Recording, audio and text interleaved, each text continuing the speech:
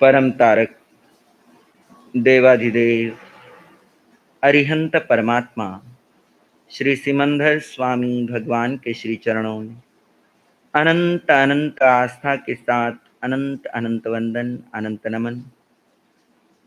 चरम तीर्थंकर क्षमा श्रमण सिद्ध परमात्मा प्रभु महावीर स्वामी के श्री चरणों में अनंत अनंत आस्था के साथ अनंत अनंत वंदन, अनंत नमन। परम उपकारी जिन शासन देव, जिन शासन माता को नमन। आत्मज्ञानी सद्गुरुदेव परमात्म स्वरूप परम पूज्य युग प्रधान आचार्य भगवान के श्री चरणों में अनंत अनंत आस्था के साथ अनंत अनंत वंदन, अनंत नमन। परम श्रद्धेय श्रवण संघीय प्रमुख मंत्री श्री शिरीष मुनि जी महाराज के श्री चरणों में वंदन नमन करने के पश्चात आत्मप्रिय स्नेही साथी मुनिवृंद, भव्यात्माओं, परमात्मा प्रभु महावीर की वाणी हमें जीवन कल्याण की ओर ले जाती है। शर्त एक ही है कि वो वाणी हम अंतःकरण से अपनाएं। अक्सर भीतर में एक बात सी चलती रहती है कि हम परमात्मा की इतनी वाणी सुनते हैं परंतु असर तो कुछ होता नहीं। क्यों नहीं हम उस परमात्मा की वाणी को अंतःकरण से अपना पाते हैं। परमात्मा की वाणी हमें जीवन कल्याण की ओर ले जाती है। बस वो वाणी का जो सार सूत्र है, उस वाणी के भीतर का जो भाव है, उस भाव को हमें अंतःकरण से ग्रहण करना चाहिए। भजन की पंक्तियां आपने सुनी, कर सेवा गुरु चरणन की, युक्ति यही भवतरणन की। अधिकांश लोग वर्तमान में मुक्ति पाना चाहते हैं। अक्सर आचार्य भगवान के चरणों में जब भी जन समुदाय आता है और भगवान पूछते हैं कि आपको मोक्ष जाना है, तो अधिकांश लोगों का सवाल, उस सवाल का जवाब होता है अधिकांश लोगों के द्वारा कि हाँ, मोक्ष तो जाना है। कब, कहाँ, कैसे, किस प्रकार, इसका उन्हें ज्ञान नहीं, परंतु यह बात निश्चित है कि हाँ, मोक्ष जाना है। हम ये समझते हैं कि मोक्ष जाने के लिए हमें बहुत कुछ करना पड़ेगा। निश्चित रूप से मुक्ति पाना इतना आसान नहीं है। आगमों के अंतर्गत ऐसे अनेक भव्यात्माओं का वर्णन है जिन्होंने अपने जीवन में मुक्ति पाने के लिए अनेक कठोर तपस्याएं की है, अनेक उपसर्गों परिसहों को सहा है और मुक्ति को प्राप्त किया है। परमात्मा प्रभु महावीर ने मुक्ति पाने के लिए अनेक रास्ते बताए हैं, अनेक मार्ग बताए हैं। अन्य अनेक धर्मों में भी बहुत सारे रास्ते हैं, बहुत सारे मार्ग हैं। हमारे यहाँ भी 12 प्रकार का तप का वर्णन आता है, जिसके अंदर 6 आभ्यंतर और 6 बाह्य, ऐसे 12 तपों का वर्णन हमारे यहाँ चलता है। जो तप करता है वह अपने कर्मों की निर्जरा करता हुआ मुक्ति की ओर आगे बढ़ता है। मूल बात यह है कि निज आत्मा के चारों ओर कर्म लगे हुए हैं और वो कर्म क्षय करने, यह हमारा पुरुषार्थ होना चाहिए।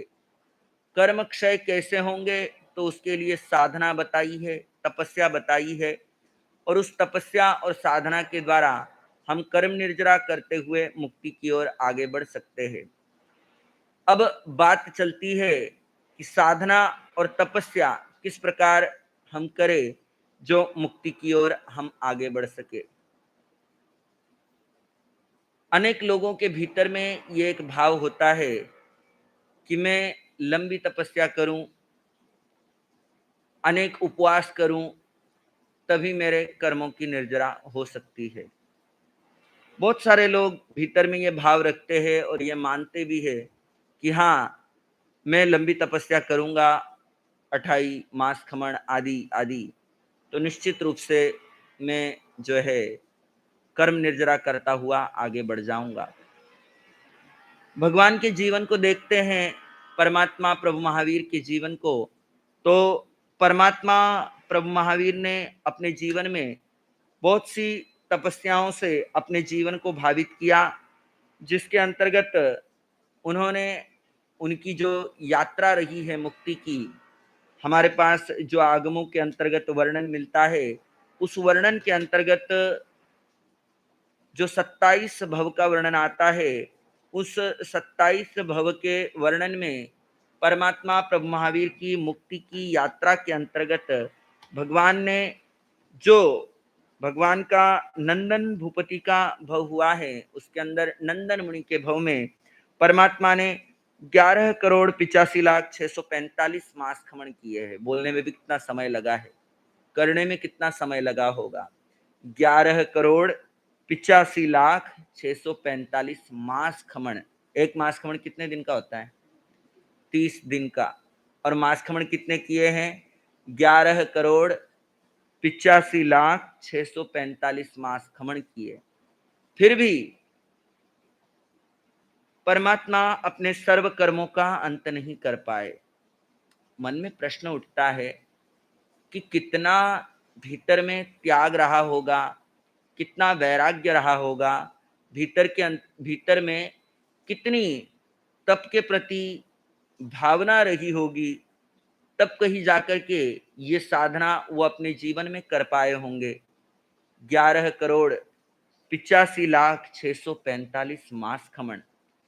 मैं देखता हूँ भगवान के चरणों में तपस्वी आते हैं, तो भगवान अक्सर उनके तप की अनुमोदना करते हैं और अनुमोदना करते हुए भगवान कहते हैं, तप में अपने आप को एक एक इंच गलाना होता है।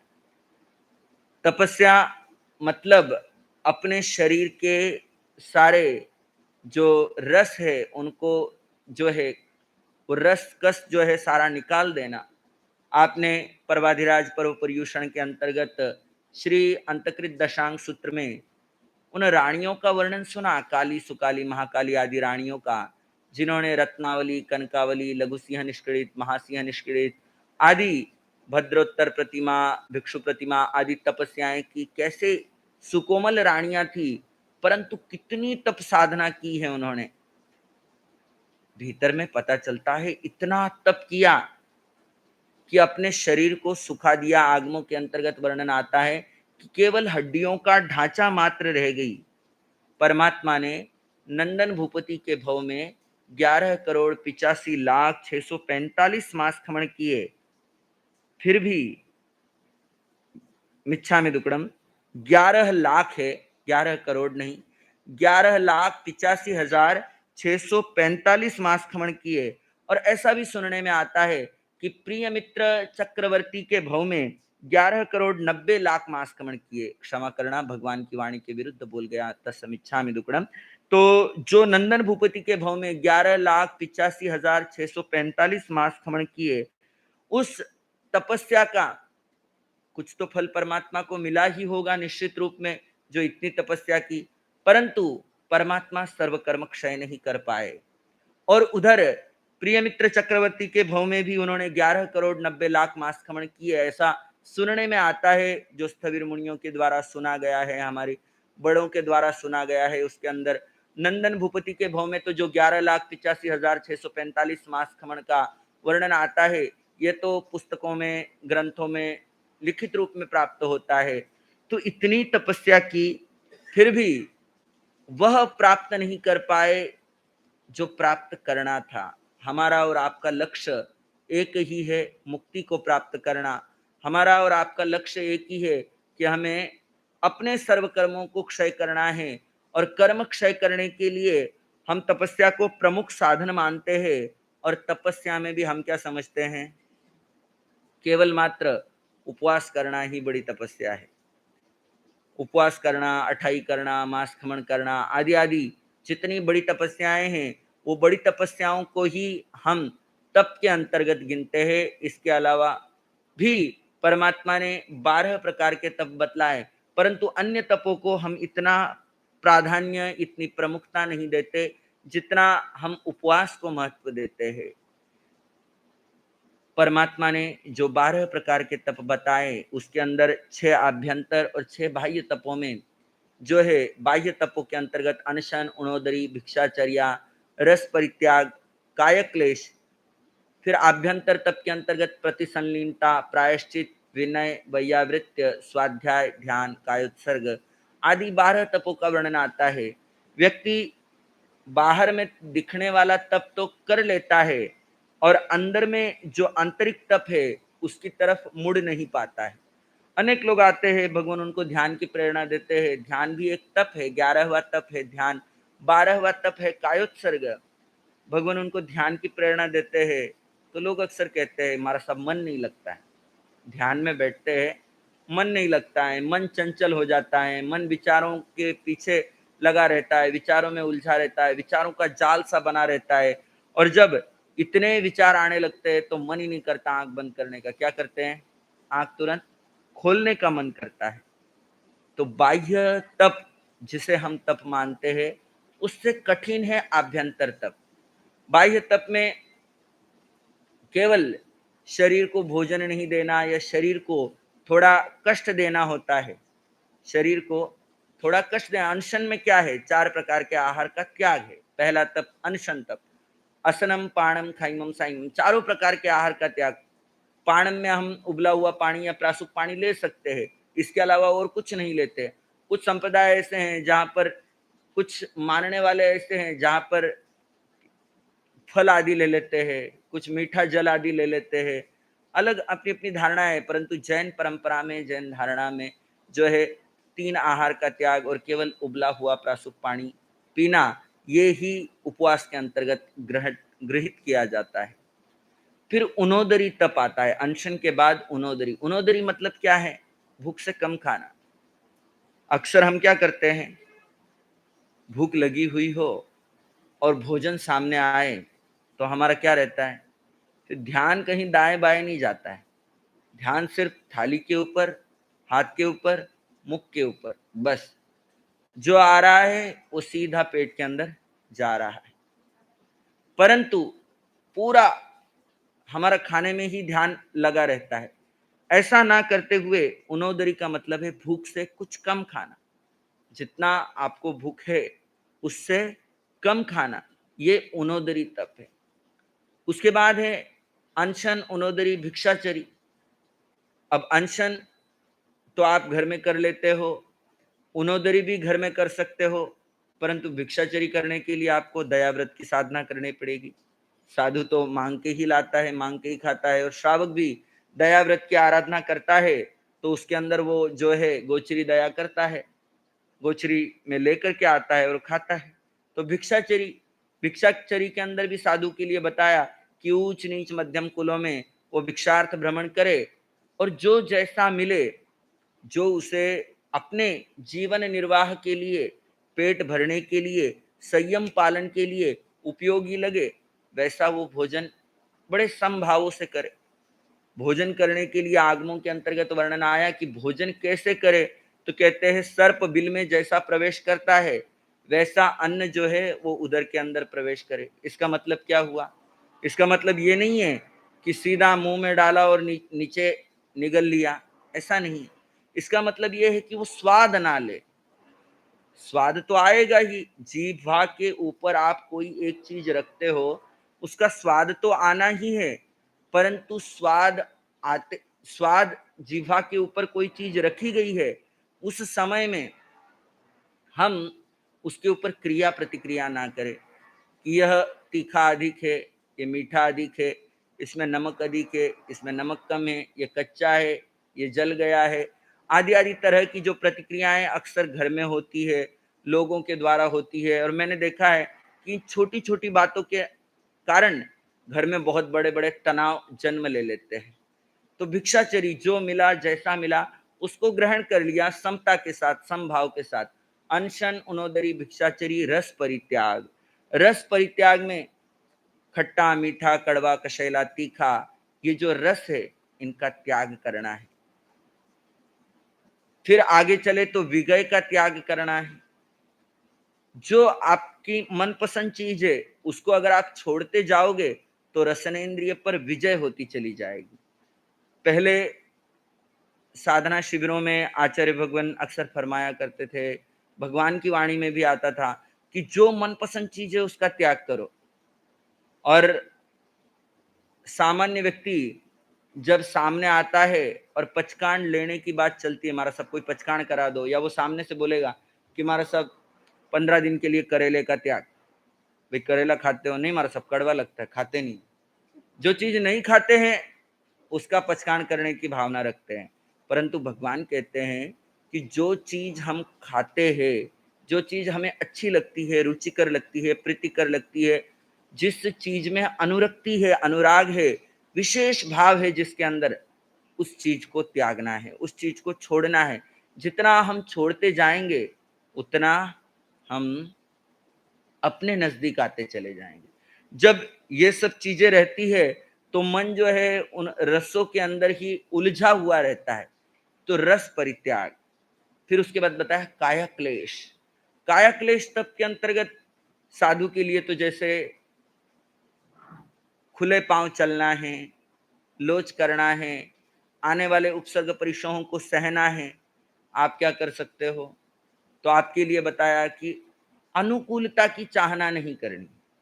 हम अक्सर क्या करते हैं, अनुकूलता की चाह करते हैं। जैसे गर्मी लग रही है तो हम क्या करेंगे, वो गर्मी, वो पसीना जो आ रहा है वो कैसे दूर हो उसका प्रयास करेंगे, उसका पुरुषार्थ करेंगे। उसके लिए फिर पंखे का आलम्बन ले लिया, एसी का आलम्बन ले लिया, जो कुछ भी हो, व्हाटएवर, जैसा भी है उसको हम दूर करने का प्रयास करेंगे। परंतु हमारे यहाँ पर बताए ऐसा नहीं करना। उसमें अपने आप को ये देखना कि ये जो लग रहा है किसको लग रहा है। भगवान अक्सर आपको प्रतिदिन यही प्रेरणा दे रहे हैं कि शरीर भिन्न है, आत्मा भिन्न है, इसकी अनुभूति करनी है और तप के माध्यम से यह अनुभूति सहज होती है। आप देखो, जब गर्मी लगती है और थोड़ी देर के लिए हम उस गर्मी को सहन करते हैं तो फिर ऐसा नहीं लगता कि बहुत लग रही है, फिर वो सहज होता चला जाता है। तो ये है रस परित्याग, प्रतिसंलीनता, काया क्लेश। काया क्लेश तप, काया क्लेश में शरीर को थोड़ा कष्ट देना। हम शरीर को सुकुमाल बनाते जा रहे हैं। अनशन के अंतर्गत 4 प्रकार के आहार का त्याग, उनोदरी में भूख से कम खाना, भिक्षाचरी में जो जैसा मिला है, या तो साधु जो है वो भिक्षा मांग कर लाता है, आप दया करते हो तो दया के अंदर भी भिक्षा मांग कर लाते हो, भिक्षु दया करते हैं, गोचरी दया करते हैं, या फिर घर में जो थाली में परोस दिया, जो सामने आ गया, उसको बिना किसी क्रिया प्रतिक्रिया के भोजन कर लेना। आप देखो, अगर आप क्रिया प्रतिक्रिया के बिना भोजन करेंगे तो निश्चित रूप से बहुत सारे कर्म बंधन से बच जाएंगे।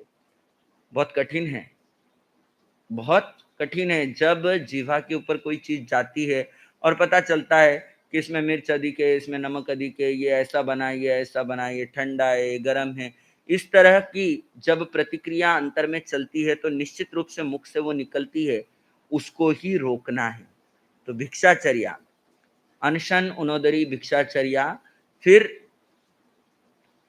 कायक्लेश और प्रतिसंलीनता, शरीर को थोड़ा कष्ट देना। और प्रतिसंलीनता मतलब एकत्व, अपने आप में रहना।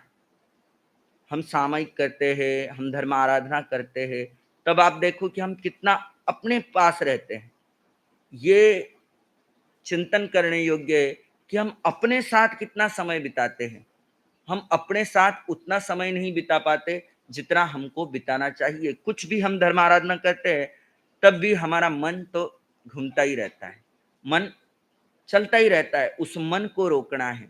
आपने शरीर से स्वयं को रोक दिया, सामयिक में एक स्थान पर बिठा दिया, वाणी से भी आप मौन हो गए, परंतु मन जो है वो घूमता ही रहता है।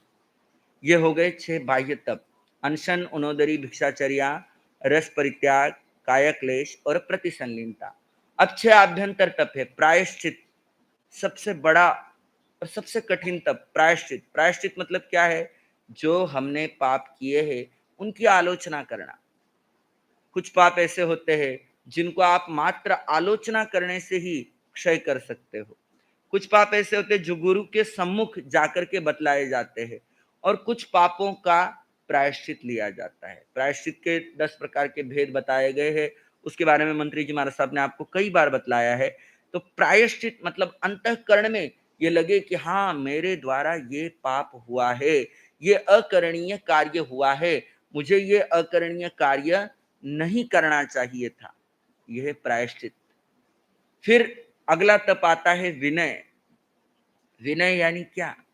बड़ों का बहुमान करना, सम्मान करना। हमसे जो बड़े हैं, अब जो दीक्षा में बड़े हैं, जो उम्र में बड़े हैं, उनका बहुमान सम्मान करना, विनय करना। विनय भी आगे कई प्रकार की बतलाई है। तो विनय करके हम जो है कर्म निर्जरा कर सकते हैं। आप देखो गणधर गौतम स्वामी को, उनके जीवन को देखो। 500 शिष्यों के गुरु थे। परमात्मा के समोसरण में आए तो परमात्मा के जितने भी शिष्य संपदा थी उनके वो प्रमुख बने। फिर भी परमात्मा के श्री चरणों में प्रतिदिन विनय व्यवहार, वंदन आदि के द्वारा वो परमात्मा का विनय व्यवहार करते हैं, वंदना करते हैं। बार बार आगमों में वर्णन आया है कि उन्होंने परमात्मा को वंदन किया, फिर प्रश्न पूछा, फिर वापस प्रश्न समाधान होने के बाद वापस वंदन व्यवहार किया। मतलब कितना विनय दर्शाया है। विनय इतना दर्शाते चले गए, विनय इतना अंतःकरण से किया कि वो कर्मों की ग्रंथियां टूटती चली गई। आपने ये भी सुना है कि महाराजा श्रेणिक ने भी कितने तीव्र भावों से जो है वो बंधन बांधे थे, और वंदना के द्वारा उन तीव्र भावों को उन्होंने जो है वो कम कर लिया। श्री कृष्ण महाराज ने भी वंदनाएं की। आदि आदि वंदना का जो है वर्णन हमारे सामने आता है।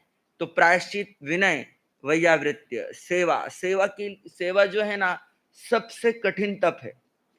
सेवा करना सबसे कठिन तप है।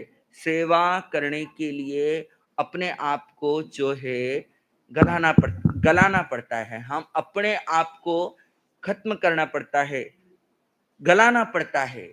इस भजन के अंतर्गत यही पंक्तियां आई थी, कर सेवा गुरु चरणन की, युक्ति यही भव तरनन की।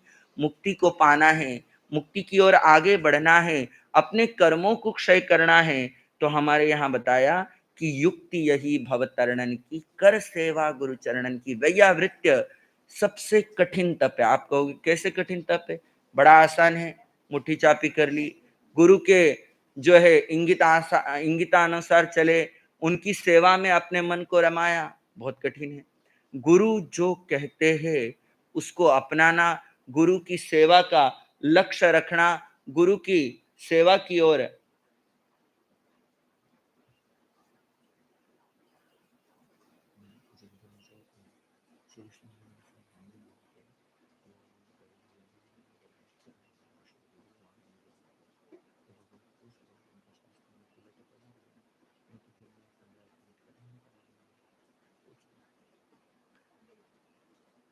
श्रद्धेय, मैं कह रहा था सेवा। सेवा के लिए हमें हमारे अपने आप को गलाना पड़ता है।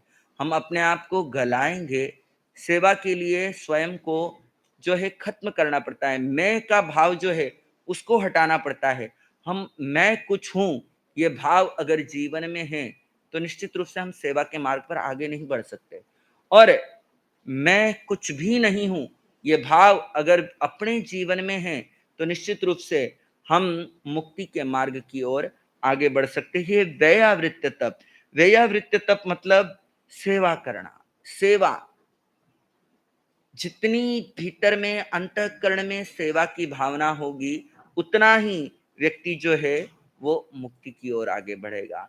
तो प्रायश्चित, विनय, व्ययावृत्य। आगे बताया स्वाध्याय।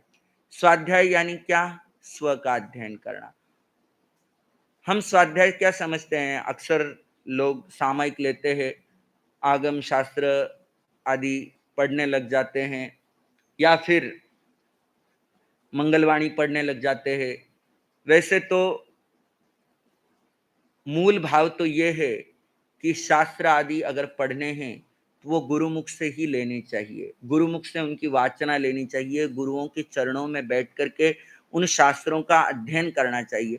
क्योंकि जो आपके पास समझ है, आप उतनी समझ से ही उस परमात्मा की वाणी को समझ सकोगे। और अगर आप गुरु चरणों में बैठ कर के वो स्वाध्याय करोगे, वो वाणी सुनोगे, वो वाणी सीखोगे, तो निश्चित रूप से आप जो है वो वाणी के द्वारा आप गुरु ने जो समझाया है उसके अनुसार उस वाणी को समझ पाओगे। ये बात है। तो गुरु चरणों में बैठ कर के ही हम जो है वो स्वाध्याय करना चाहिए। ये बात आती है मंदिर मार्गी परंपरा के अंतर्गत। जो है स्वाध्याय शास्त्र वाचना के लिए उनके यहाँ पर विशेष प्रकार की तपस्याएं की जाती है। उपधान एक नवकार मंत्र जो हमें बचपन में माँ की लोरी से ही मिलता है, परंतु मंदिर मार्गी परंपरा के अंतर्गत उस नवकार मंत्र को ग्रहण करने के लिए भी एक उपधान का तप किया जाता है। अन्य अनेक प्रकार की साधनाएं उनके यहाँ होती है, तो शास्त्र पढ़ने के लिए भी उनके यहाँ पे उपधान तप जो है वो किया जाता है।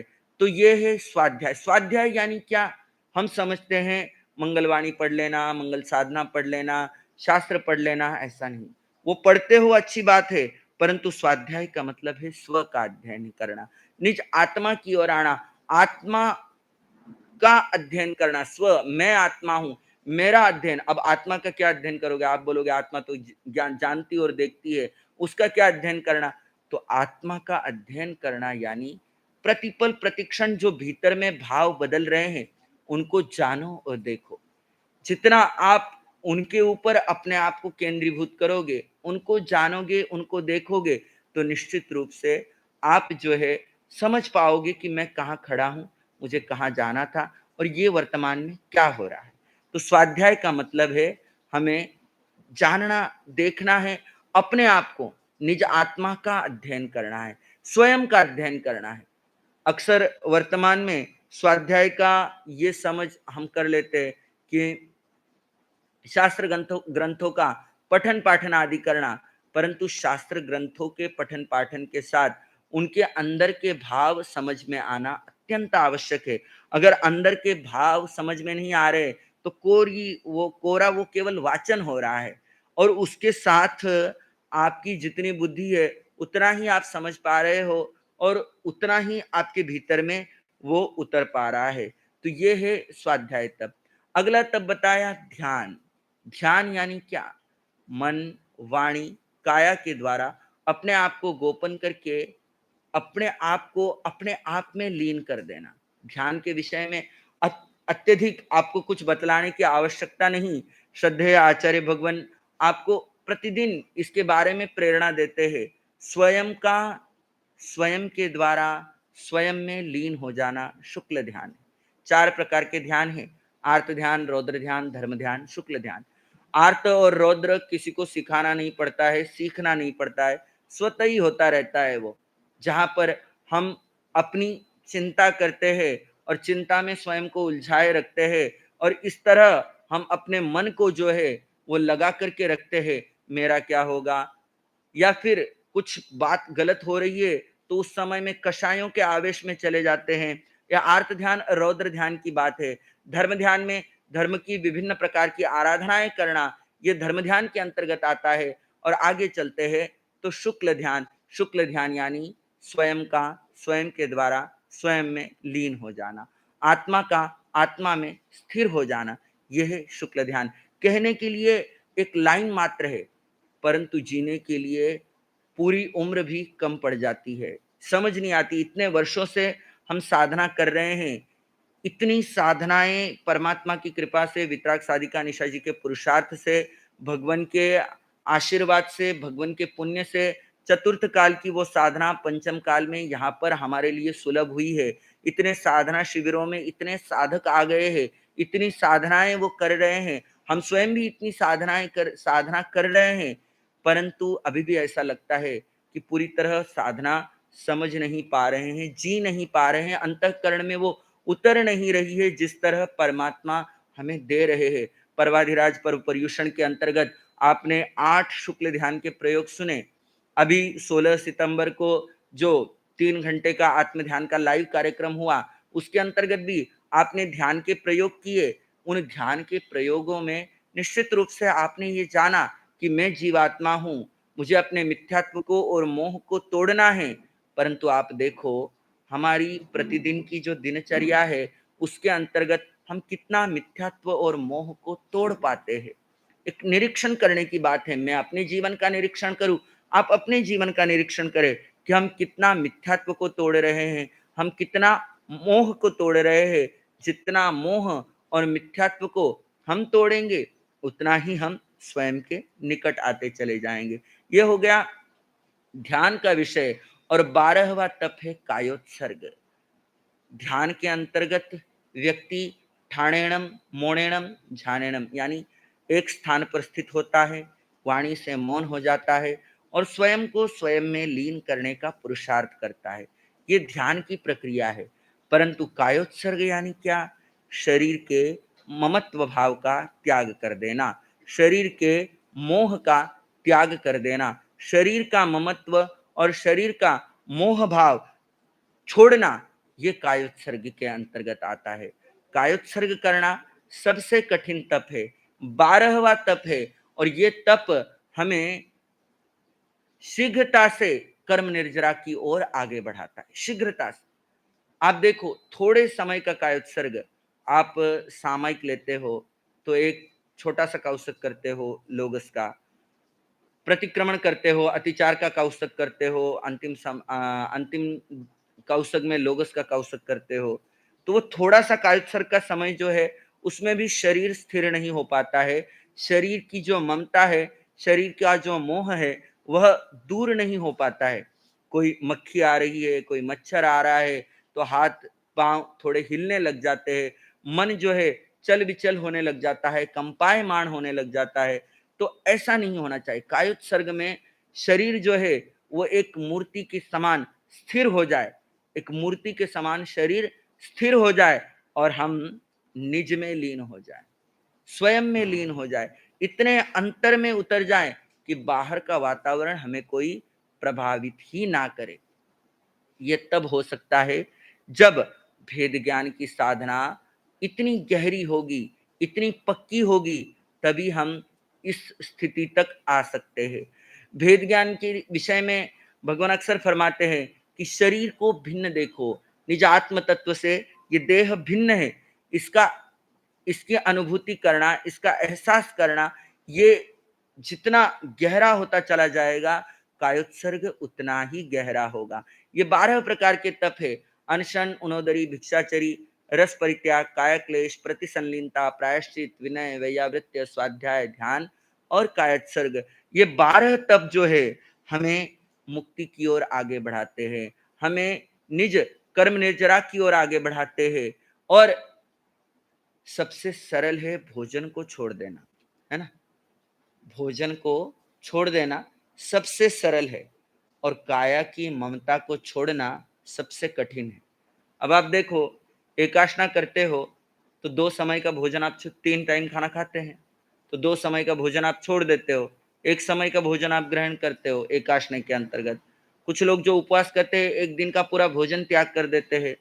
भोजन का त्याग कर देना आसान है, परंतु शरीर के मोह का त्याग करना, शरीर के भीतर में जो शरीर के ऊपर ममत्व भाव है, उसका त्याग करना कितना कठिन है। आपको अगर कहा जाए कि ये जो वातावरण है, इसके अनुसार आप अपने आप को 10 मिनट 15 मिनट बना करके रखो, तो वो 10-15 मिनट बना करके रखना भी हमें कई बार मुश्किल पड़ता है। तो हम इन तपों को समझे। तप का मतलब केवल ये भोजन को छोड़ना ही नहीं है। मैंने बतलाया, भूख से कम खाना भी तप है, भिक्षा के द्वारा भिक्षाचरी करना भी तप है, प्रायश्चित करना भी तप है, विनय करना भी तप है, सेवा करना भी तप है। भजन की पंक्तियों के अंतर्गत यही आया था कि जो गुरु चरणों की सेवा करता है, वह अपने भवसागर संसार को पार कर लेता है। गुरु की सेवा जो हम आसान समझ लेते हैं, वो आसान नहीं है, वो कठिन है। कैसे कठिन है? वहाँ पर हमें धैर्य की आवश्यकता होती है, धीरता की आवश्यकता होती है। भीतर में जितना धैर्य भाव होगा, उतनी अच्छे से हम सेवा कर पाएँगे। गुरु की महिमा भारी है और जो गुरु है वो निश्चित भवपार लगाने वाले हैं, वो तन और मन की विपदा हरने वाले हैं, जो मन की दुविधा को दूर करते हैं, ज्ञान भक्ति से भरपूर करते हैं और कर्म निर्जरा की ओर हमें अग्रसर करते हैं। ऐसे गुरु की सेवा को हमारे जीवन का लक्ष्य होना चाहिए। भगवान आचार्य भगवान आपको निरंतर ये प्रेरणा देते हैं कि हमें कर्म निर्जरा की ओर बढ़ना है, कर्म मुक्ति की ओर बढ़ना है। तो कर्म निर्जरा, कर्म मुक्ति की ओर आगे बढ़ने के लिए हमें इन 12 प्रकार के तपों को अपने जीवन में अपनाना चाहिए। आप प्रतिदिन जो है साधना कर रहे हैं, साधना सीख रहे हैं, इन साधना के माध्यम से हम मुक्ति की ओर आगे बढ़ सकते हैं। थोड़ी देर